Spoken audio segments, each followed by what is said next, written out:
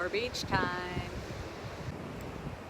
Could you imagine living in a world where you did you and everyone else did them? Could you imagine? Obviously, it's a fantasy because it can't be. But what can happen is you can start doing you. You can do you and not worry about other people who are doing themselves and doing everybody else. It's the whole thing about everybody else knows exactly what's best for you, right? Everybody, especially when you're young, they're telling you what to do. Yeah, no, anybody has a clue what's best for you. The only one that does is you. And that's what is the problem with the entire planet. Everybody feels they have the right to dictate how everybody else should live their life. And if you think about it, when we were born into this life, when we were born long before we had structures or anything, you got up, everybody made do for food, you created some form of a shelter, and then somewhere along the way, people started deciding that, no, that's not the right shelter. We have to have this shelter. This shelter is much better. And so everybody had to conform. And then somebody decided, you got to cover that thing up. And so clothing was invented. But everybody goes along with the masses. And that is not who we are.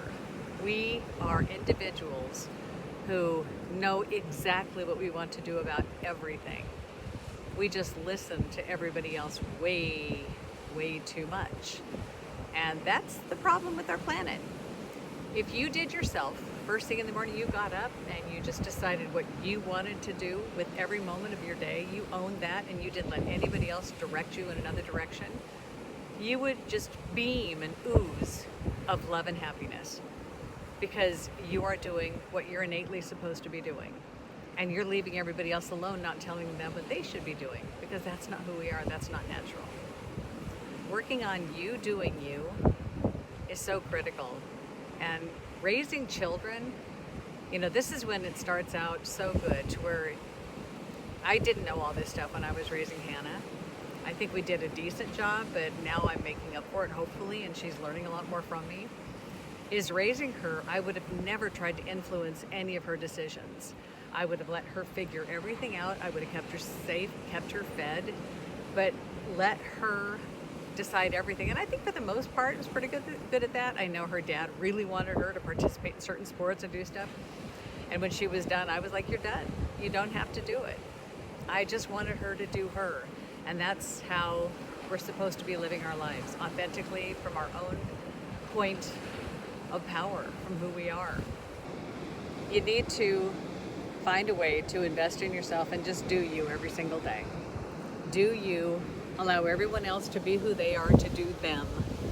Just give everybody their space to do themselves, and you do you. And trust that you're going to make the right decisions about everything. Yeah, I think that's probably one of the biggest things, that we are so trained to ask everybody's opinion. That stops today. Go inside, close your mind, shut everything down, and just be silent, and you'll know what to do about everything. I promise. Shut down